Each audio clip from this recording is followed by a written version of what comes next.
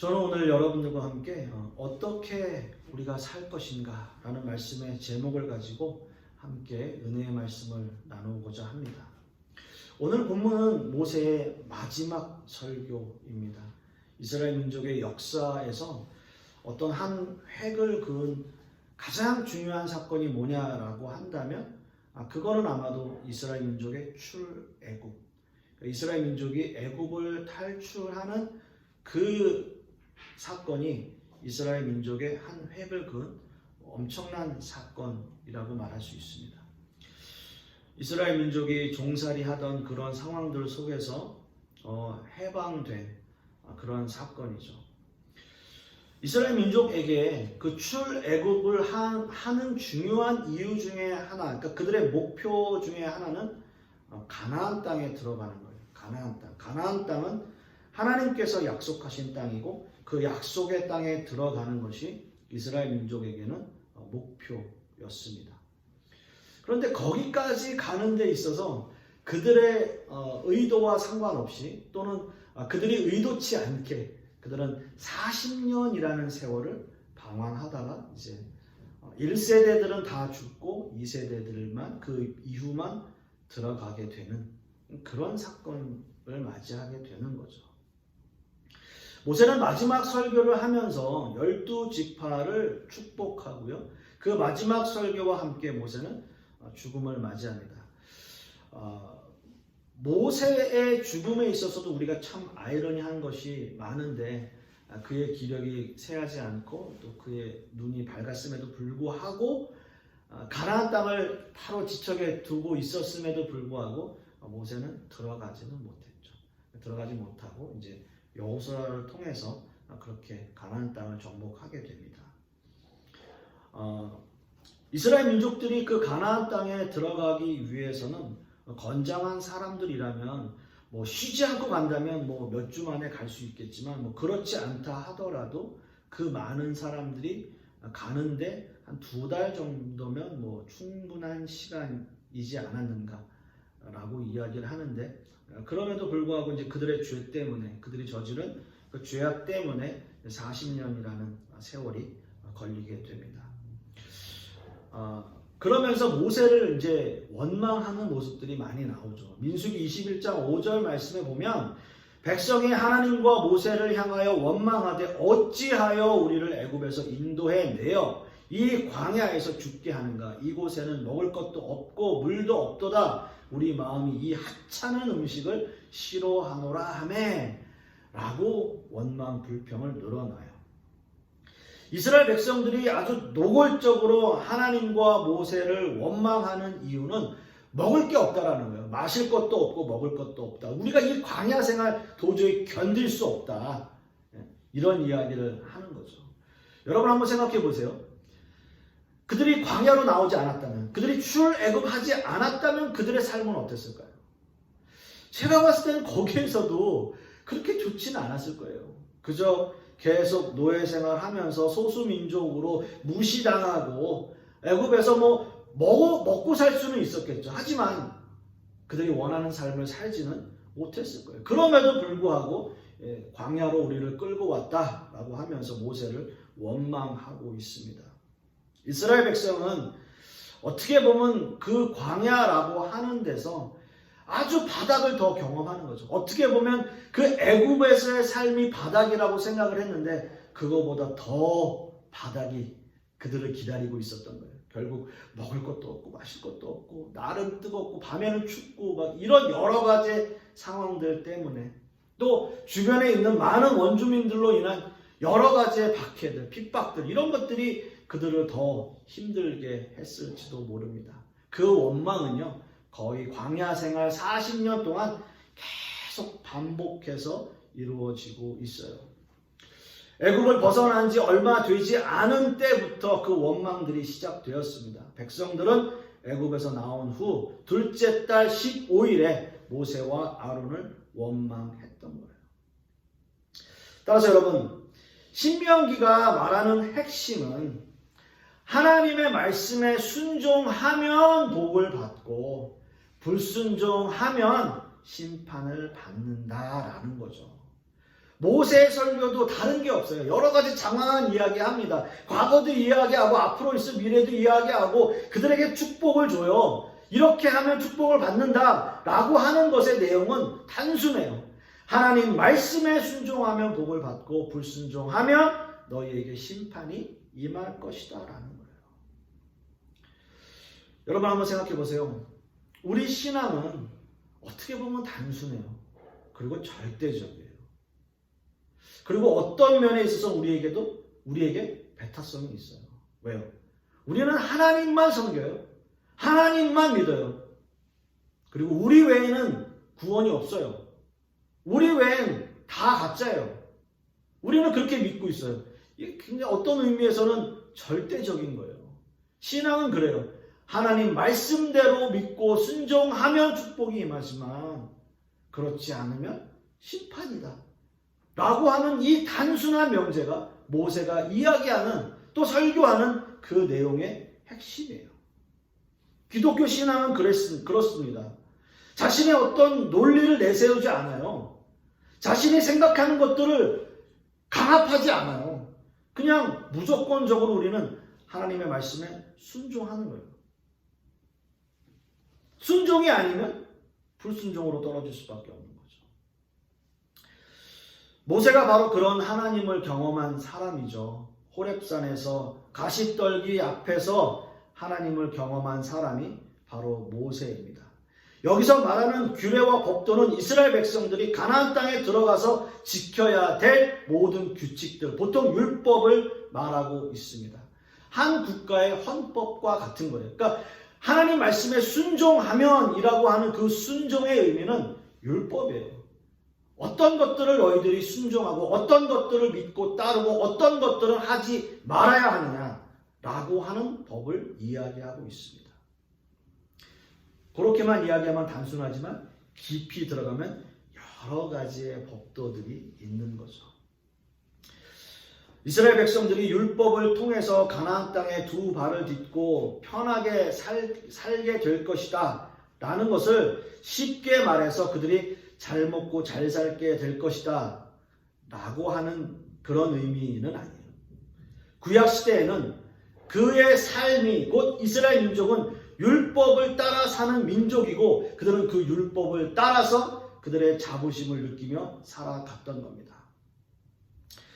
오늘의 신앙생활도 기본적으로 이런 차원이 있죠. 우리는 주일날 예배를 드리고요. 기도를 드리고 찬송을 부르고 말씀을 읽고 또 하나님 앞에 예물도 드립니다. 교회 밖에서도 그리스도인답게 살려고 노력을 해요. 우리는 이것을 하나님의 명령으로 받아들이고 그리고 이 말씀을 따라 순종하며 사는 사람들이라고 이야기하고요. 그렇게 살 때 우리는 축복과 은총이 임한다라고 이야기를 합니다. 자, 그런데 한번 여러분 생각해 보십시오. 우리는 정말 모두가 다 하나님의 명령을 따라 그 명령에 순종하면서 하나도 어긋나지 않게 살아갈 수 있을까요? 모두가 다 하나님의 법에 순종하며 살아가고 있을까요? 그리고 그 법을, 그 명령을 지키는 것이 우리의 생명의 길이고 그 길로 우리가 인도돼야 된다라고 생각하며 살고 있습니까? 율법의 핵심인 십계명은 하나님 앞에서 인간이 얼마나 무력한 존재인가를 폭로하는 하나의 규범입니다. 십계명의 앞에서 우리는 너무나 절망적일 수밖에 없어요. 지킬 수 있는 게 없어 보이는 거죠. 그렇다면 율법이 우리에게 하는 일은 과연 무엇일까요? 율법이라고 하는 것이 우리에게 과연 무엇을 하고 있나요? 유대인들에게 율법의 의미는 남을 판단하는 기준입니다. 그리고 그 안에는 늘 자랑이 있어요. 자기 자랑. 예수님이 바리새인들을 책망했던 가장 큰 이유가 바로 자랑이었어요. 나는 금식을 하고 있습니다. 나는 11조를 하고 있습니다. 나는 모든 율법을 지켰습니다. 그리고 나는 저 사람과 다릅니다. 라고 이야기를 해요. 당시에 유대인들은 자신을 다른 사람과 차별화하기 위해서 많은 율법을 만들었습니다. 당시의 율법은 613가지 정도 된다고 하는데요. 아마 이것을 모두 지키는 것은 결코 쉽지 않았을 거예요. 율법이 자신들에게 자랑이 되게 하기 위해서는 어떤 의미에서는 그런 정도의 율법들, 그렇게 많은 율법들 정도는 만들어내고 또 본인이 그것을 감수해야 했던 거죠. 왜요? 자기를 자랑하기 위해서요. 그러나 율법이 우리에게 주는 의미는 죄를 깨닫는 일이에요. 로마서 7장 7절 말씀 보면 그런즉 우리가 무슨 말하리요 율법이 죄냐 그럴 수 없느니라. 율법으로 말미암지 않고는 내가 죄를 알지 못하였으니 곧 율법이 탐내지 말라 하지 아니하였더라면 내가 탐심을 알지 못하였으리라 라고 되어 있습니다. 율법의 가장 큰 의미는 죄를 깨닫는 거예요. 여러분 우리가 운전하잖아요. 제가 새벽에 이렇게 운전을 하면서 다닐 때 이제 제가 이사를 갔기 때문에 이사한 곳에서는 주로 이제 지방 도로로 국도로 많이 다니게 돼요. 근데 고속도로 달릴 때는 그런 걸 못 느꼈는데 국도를 다니니까 가는 도중에 너무 신호등이 많아요. 근데 너무 제가 이제 새벽에 움직이기 때문에 대부분 다 전멸등이어서 그냥 지나가는데 신호등이 켜 있는 곳이 있어요. 횡단보도가 있거나 이런 데는 꼭 켜 있어요. 그런데 그 신호가 사람도 하나도 없고 지나가는 차도 하나도 없는 거의 논밭이에요. 그런데 빨간불이 딱 들어오면 고민하게 돼요. 그냥 지나가 버릴까? 이제 오면서 계속 생각해요. 신호가 딱 바뀌었어요. 빨간불로. 지나가 마로. 그 고민을 계속해요. 제가 고백하기는 몇 번은 그냥 지나가고 몇 번은 그냥 서 있으면 뒤에 따라오던 차는 탁 패스해서 가버려요. 그럴 때 뭔가 이거를 내가 지켜야 돼 말아야 돼 그 고민이 생기는 거예요. 사람이. 당연히 어떻게 해야 돼요? 당연히 서야 돼요. 그게 법이에요. 저는 그거를 지나가면 저는 어떻게 보면 법을 어기는 거예요. 만약에 경찰이 있었다면 저는 벌금을 냈어야 되고 만약에 카메라가 있었다면 당연히 찍혀야 돼요. 찍힐 수밖에 없는 거예요. 그럼 벌금을 내야 되는 거예요. 당연한 거잖아요. 근데 고민하게 돼요. 왜요? 없으니까. 보는 사람이 없으니까. 근데 만약에 누가 있었다면 나 이렇게 잘 지켜. 딱 쓰죠. 누가 보고 있었다면. 율법이란 그런 거예요. 누구를 보여주기 위해서 또는 다른 사람의 죄를 정죄하기 위해서 그런 모습을 보이는 거죠. 율법이 죄를 깨닫게 하는 가장 중요한 의미는 나는 철저히 죄인입니다 라는 것을 말하기 위해서요. 나는 죄인입니다. 나는 그런 것들을 지키지 못합니다. 율법을 통해서 내가 죄인임을 깨달아서 내가 아무리 율법을 잘 지킨다 하더라도 그 안에는 구원이 없음을 깨닫는 거예요. 그걸 깨닫는 거예요. 율법은 나를 죽이는 거예요. 나를 죽이는 거예요.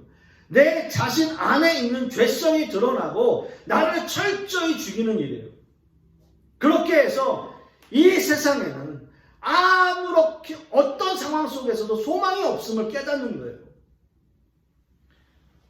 이런 소망이 없는 우리를 위해서 예수 그리스도께서 이 땅에 오셨고요. 그 소망 없는 우리를 위해서 예수님께서 십자가에 달려 죽으신 거예요. 그걸 깨닫는 게 율법이에요. 그 율법 안에는 그 율법 자체로는 구원이 없습니다. 그것은 죄를 깨닫게 하는 거예요. 오로지 예수 그리스도를 통한 십자가, 그 예수 그리스도를 통해서 우리가 구원받는다는 것을 깨닫게 하기 위해서죠. 갈라디아서 2장 20절 말씀에 내가 그리스도와 함께 십자가에 못 박혔나니 그런즉 이제는 내가 산 것이 아니요 오직 내 안에 그리스도께서 사신 것이라. 이제 내가 육체 가운데 사는 것은 나를 사랑하사 나를 위하여 자기 몸을 버리신 하나님의 아들을 믿는 믿음 안에서 사는 것이다. 이 고백을 하게 되는 거예요. 이 고백을 하게 되는 거예요. 이 고백을 할 수 있는 조건이 뭐예요? 죄를 깨닫는 거죠. 내 죄를 깨닫는 거죠. 율법은 우리를 십자가로 인도하는 안내자에 불과해요. 안내하는 거예요. 너 이런 죄 있으니까 이런 거 죄 짓지 마. 이것도 죄야, 죄 짓지 마. 이건 해야 돼. 너 이거는 반드시 해야 돼. 이렇게 해야 돼. 이렇게 해야 돼. 라고 인도하는 거예요. 인도자예요. 안내자예요. 우리의 죄악을 철저히 깨달아서 우리를 십자가로 인도하는 안내자예요. 십자가만이 우리를 살리고 우리에게 구원을 베풀어 주신다는 것을 깨닫게 하는 거죠. 여러분, 스데반 집사가 유대인들에게 경고하는 것은 율법주의와 선민의식이에요. 너희가 하나님의 백성이냐? 너희가 하나님이 선택한 민족이냐? 그러면 예수 그리스도가 누군지, 메시아가 누군지 너희가 깨달아야 될 거 아니냐? 너희는 율법을 통해서 너희가 자랑하고 있지만 아니다. 그게 아니다. 라고 얘기하니까 죽이는 거예요. 유대인들이. 거기에 앞장섰던 사람이 누구예요? 바울이에요. 여러분, 이것을 그것 때문에 가장 치열하게 고민했던, 스데반 집사를 죽이는데 앞장섰던 그 바울이 이것 때문에 가장 치열하게 고민한 사람이 바로 바울이에요. 그 이후에, 회심하고 난 이후에 그는 정통 유대인이면서 바리새인이었고 율법학자로서 율법에 자기 인생을 건 사람이었어요. 아무리 율법을 충실하게 하고 행했지만 거기서 생명을 경험할 수 없었다는 거예요. 고민하는 거예요. 하나님을 경험하고 난 이후에는 예수 그리스도를 통해서만이, 그 십자가를 통해서만이 구원받을 수 있다라는 것을 깨닫게 되는 거죠. 여러분, 신앙의 중심이 율법에서 은혜로 옮겨져야 되는 거예요. 율법에서 은혜로. 예수 그리스도를 믿으면 그가 유대인이든 이방인이든 남자든 여자든 상관없어요. 다 하나님 앞에서는 차별이 없어요. 여러분, 우리 신앙의 모습을 한번 좀 살펴보십시오. 우리에게도, 우리 신앙인에게도 나는 남들과 다르다는 선민의식 그리고 자랑이 많이 있어요. 현대교회 어떤 것들이 있을까요? 전통.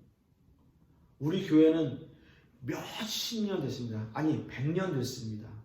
100주년 기념교회도 있잖아요. 뭐 그 교회를 비판하는 건 아니에요. 어찌됐든 전통. 우리 교회는 오래됐습니다. 또 한 가지요.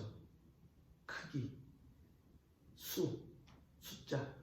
우리 교회 성도들이 몇만 명입니다. 몇천 명입니다. 또 한 가지 뭘까요? 시스템. 우리 교회는 이러이러한 시스템이 있습니다. 또 한 가지요. 목회자, 학벌. 네? 저는 뭐뭐뭐뭐 박사입니다. 그 가짜 박사들 많아요. 가짜 박사들. 네? 이런 것들. 또 성도들 입장에서는 우리 성도 수준들 높습니다. 여러 가지요. 자랑, 선민의식. 그래서 그런 분들이 이야기하는 건 뭐예요? 우리 교회에 나와야지만 구원받아요. 우리 교회 나가면 어떻게 돼요? 우리 교회를 떠나면 벌 받아요. 네? 벌 받아. 누가 뭐가 잘못됐어요? 우리 교회 나가서 그래요. 다 그것이 어떻게 보면 나는 남들과 다르다는 선민의식과 자랑들이 지금 이 시대의 교회에도 아주 많이 만연되어 있다. 교회의 또 직분들 이런 것들을 보면서 그런 이야기들을 많이 합니다.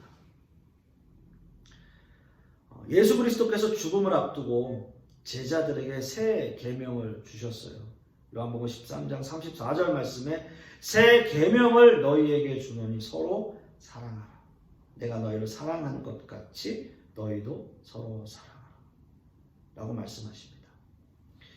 예수님께서 우리에게 주시는 새로운 계명, 서로 사랑하는 거예요.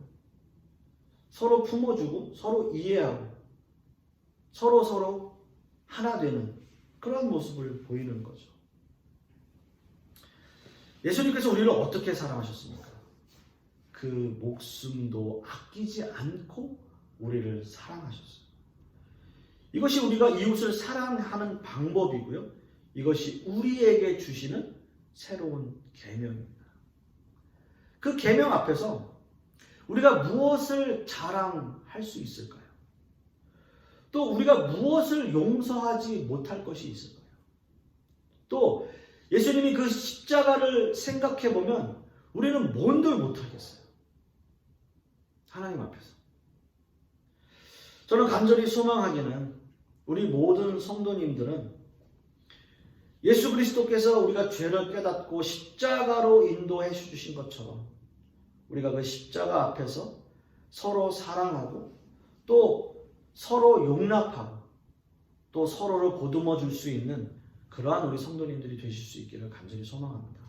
2022년도 한 해는 우리가 정말 이렇게 한번 올라서는 그러한 교회의 모습 될 수 있는 우리 교회와 우리 성도님들 되시기를 간절히 소망하겠습니다. 기도하겠습니다.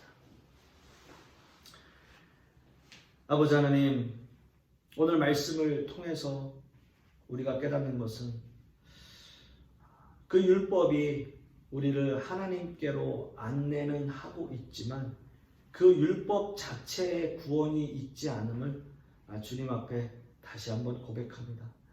그러므로 그 길이 주님의 십자가의 길이고 그 십자가의 은혜임을 우리가 다시 한번 깨닫고 예수 그리스도의 그 은혜를 사모하는 우리 모든 성도님들 되게 하여 주시옵소서. 주님의 말씀 가운데 거하게 하여 주시옵시고 예수 그리스도께서 우리를 위해서 십자가를 지신 그 은혜를 기억하는 우리 모든 성도님들 되게 하여 주시옵소서. 주님 감사드리며 예수 그리스도 이름 받들어 기도드렸사옵나이다.